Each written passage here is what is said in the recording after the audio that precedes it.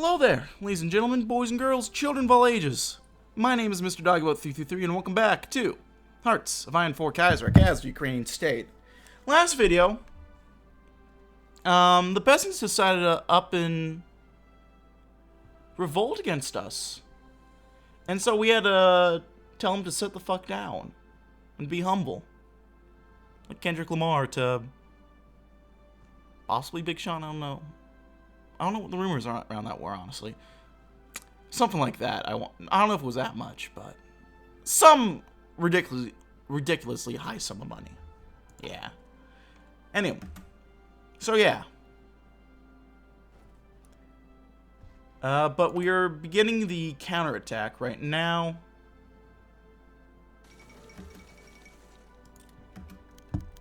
And there we go.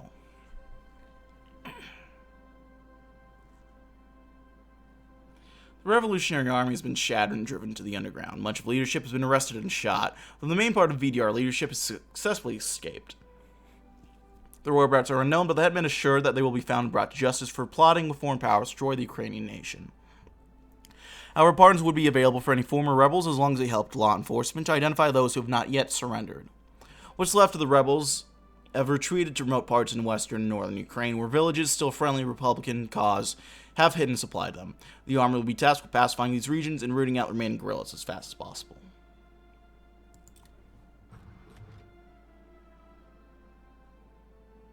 Well,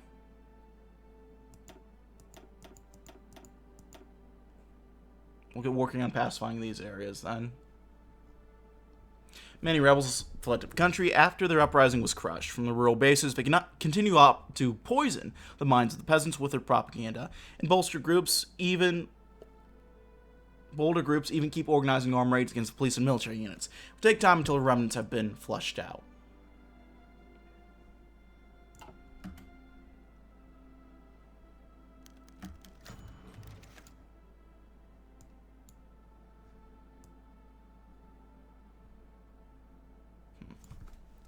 After the surrender of the majority of VDR forces, the remaining radicals have been splintered off into various cells with no proper central organization.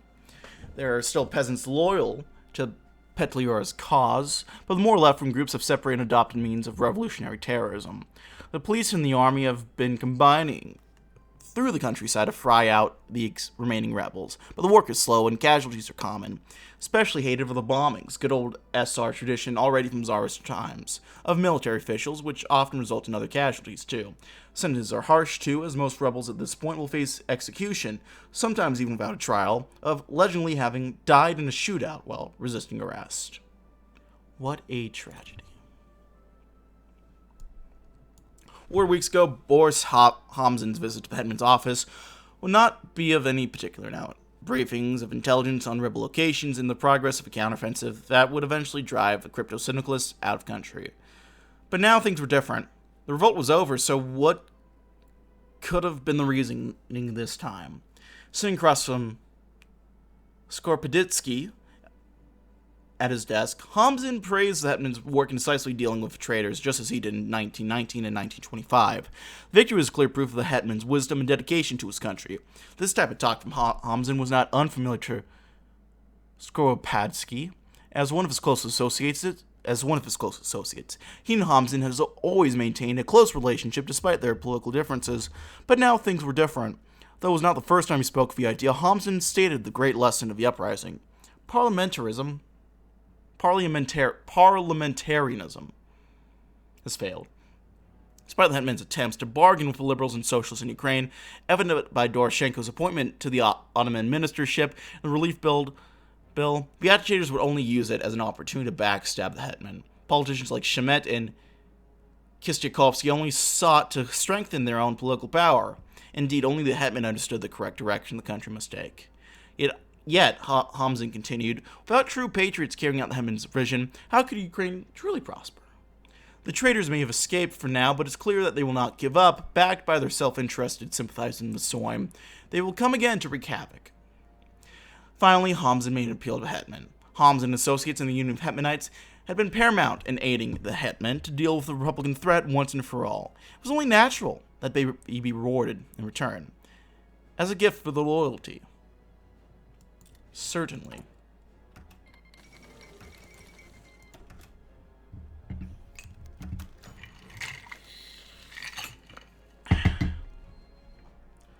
Months has passed since the anti-Hetman revolt began, and the political landscape, once dominated by the Hetman's coalition, has seemingly taken a much different shape.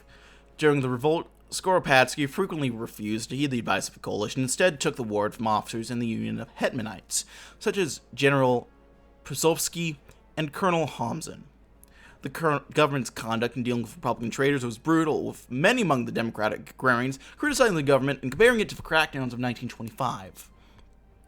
Privately speaking to UDKHP leaders Ihor Kishyanovsky and Mykola Mikhnovsky, as well as URDP leader Alexander Shulgin, Ottoman Minister Dmytro Doroshenko expressed his disappointment in the government, and even Skoropadsky, echoing much of a sentiment among the Soym that they're pleased to stop the excessive brutality and violence, were left unheard.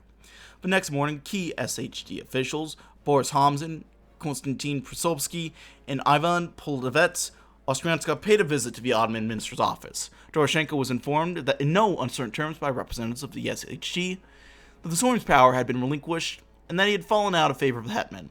Invited him to not resign his Ottoman ministership for the next 24 hours, they would have to take matters into his own hands.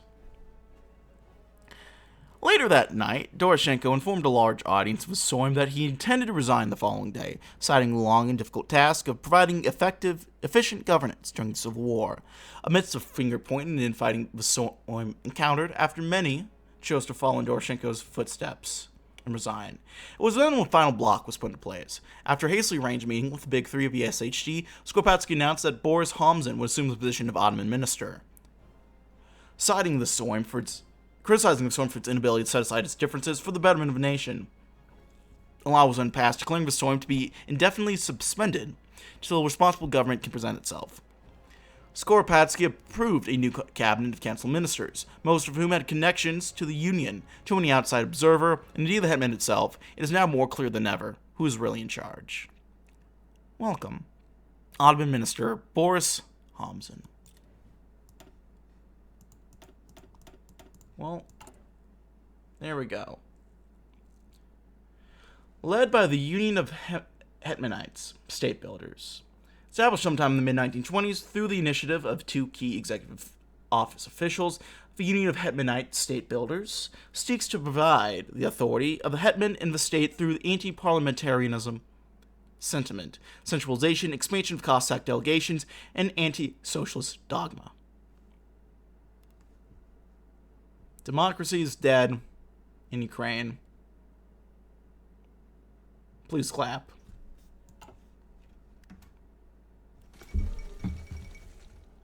From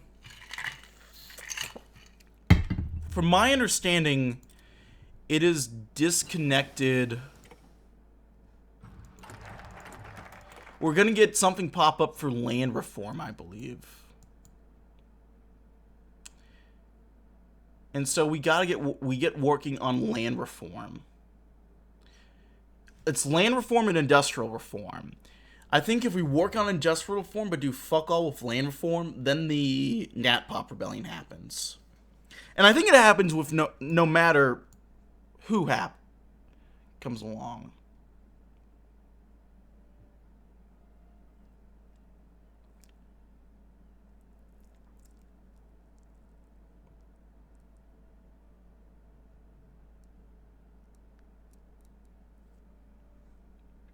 So yeah, let's do all the Hetman's men.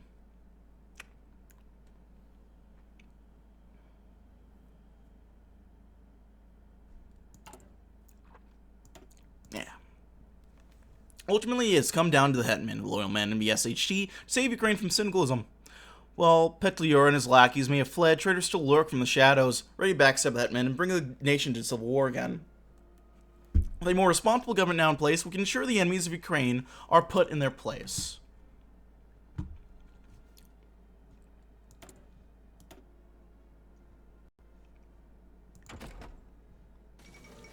They're getting what they fucking deserve. Why is joining the Entente? Oh no.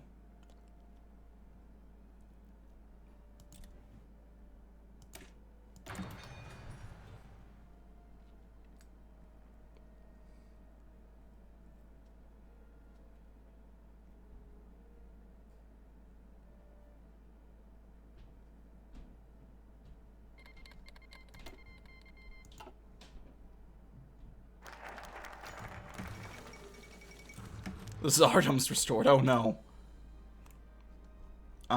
Okay.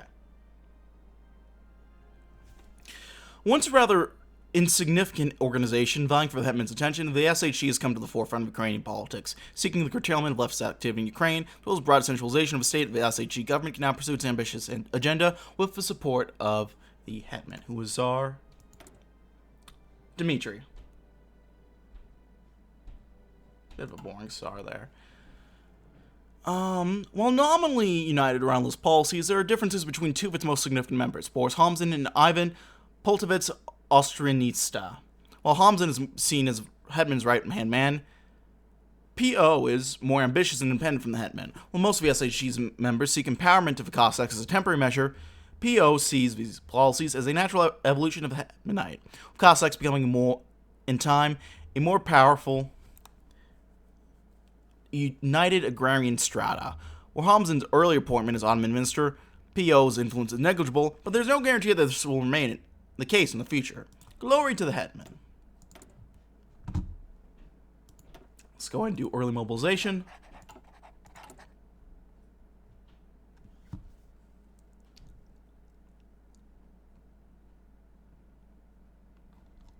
Okay. Though nominally united, the SHC has more internal divisions than one might think. Notably, Ivan P.O. has sought to influence the government as much as possible through the strengthening of his own personal power and the embodiment of the Cossack Council. Every time the mission times out, P.O.'s strength will increase along with the disunity of the SHG. Various on-map decisions will be available through the completion of focuses, will depend on the amount of strength P.O. has, and are selectable from the decision tab.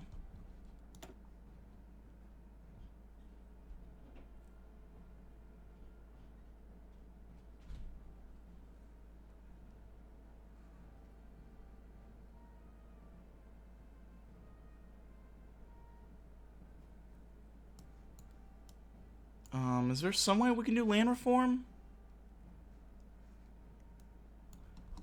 So a lot of the focuses are... Our focus tree changed up a little bit.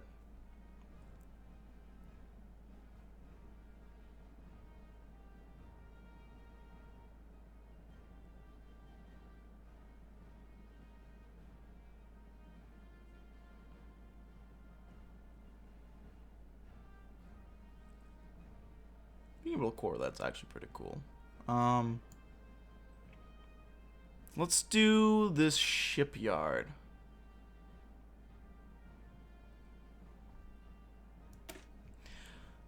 Mykolaiv hosts the greatest shipyard of the Eastern Europe and has produced hundreds of ships in the past decades. So war looms on the horizon. We need to expand its military engineering capabilities.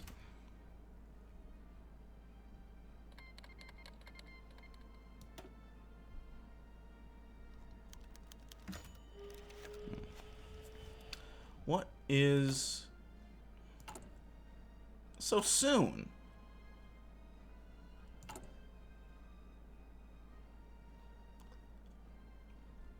Let's go ahead and pacify this. Final tome of Mikhailo Hrushevsky's History of Ukraine Rus, covering the events from 1657 to 1658, has been published today.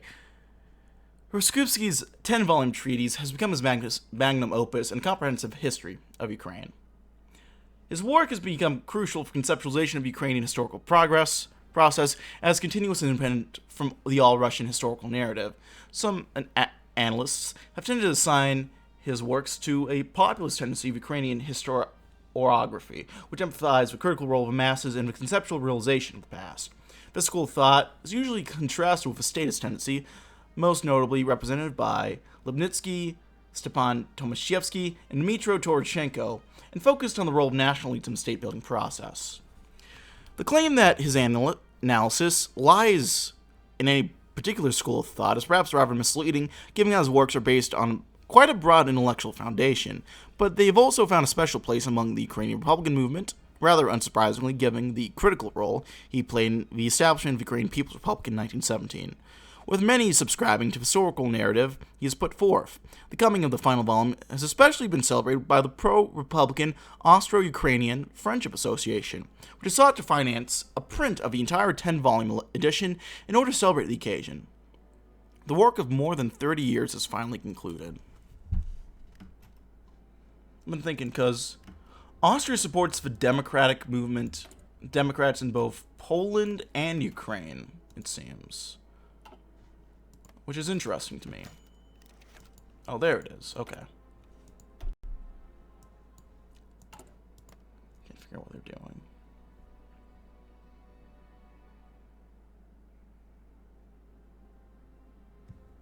As the state finally recovers from Black Monday and the fallout of the revolt gradually diminishes, we can now begin our great land reform and industrialization projects. 10 years ago, the Hetman's government drew up a controversial land reform plan that was deemed too moderate by parliamentary conservatives, too radical by landowning lobbyists. In hindsight, it was clear from the beginning that would not succeed. The industrialization projects fizzled out as well in realization that, although it is necessary, it's not as pressing an issue, nor would it get our politicians any votes. Nonetheless, revolt has taught us that if Hetman's state is to survive, was not learned from our mistakes and improve greatly. The real work begins now. Let us begin. And here's a little thing here. For the millions of people that reside in Ukrainian fields, the land is their livelihood. Failure to deliver on our promise of land reform may lead to a collapse of our government and for radical forces to take over. Hint, hint, nudge, nudge. Let's see what we're looking at.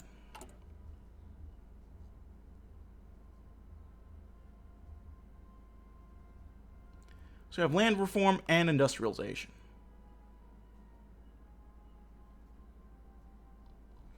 So let's look at land reform and then industrial.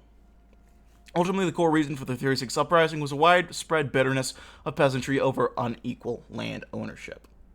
Although the peasants are the heart of the Ukrainian nation, they often toil on the fields owned by the land elites, barely able to provide for their families. The elite, on the other hand, are reluctant to give up power. To exacerbate rural poverty, production methods are often primitive compared to those of the peasantry in more Western countries.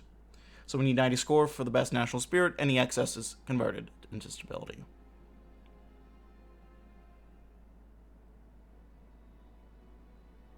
Interesting. And then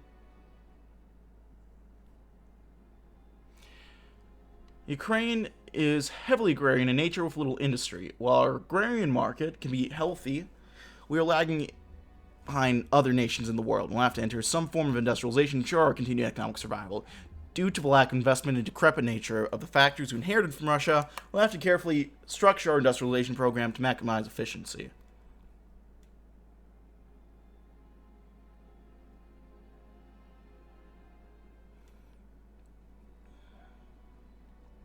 Interesting. Okay.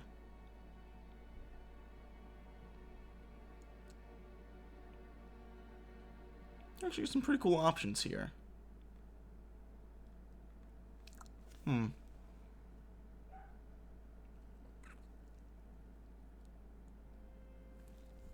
Let's go ahead and get a loan from Germany first.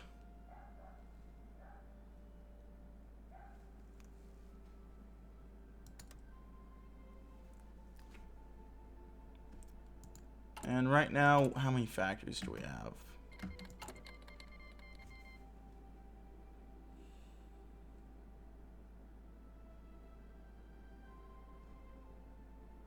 Am I gonna need to...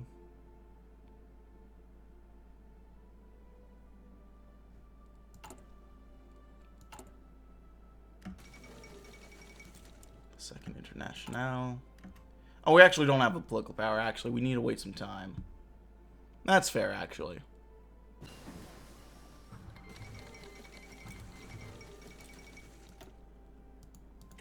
Look at Austria sticking their nose where it doesn't belong. Spotting back at them.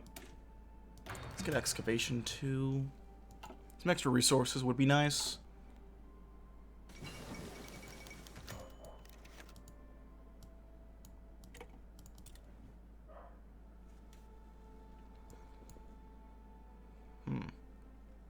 State begins to embark on its ambitious land reform and industrialization projects, crucial debates ongoing in the Council of Ministers regarding the status of VSZV and Profotis. On Minister Boris Holmsen, along with most in the Council of Ministers, have encouraged the Hetman to sack the main representative Protofis Assembly, as well as a principal officer tied to the great landowner faction. They argue that economic policies brought about from ties to Protofis and the Union resulted in the crisis and the revolt that came with it. Now, the presence of such a lobby contradicts the vision of new hetmanate the SHC is trying to build. Butenko, speaking on behalf of all those guys, has defended their position by citing the economic growth brought to the country and crediting the rapport between the alliance and the government as the main reason for Ukraine's economy, being one of the largest in the Reichsbach. Nonetheless, the final decision is up to the hetman.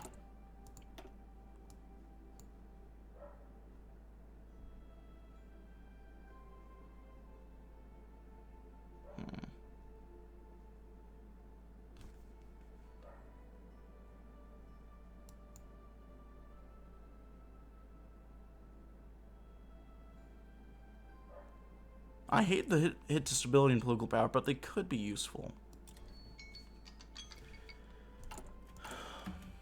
But whether they will be or not, we will just have to wait and find out. Because I gotta leave it there, folks.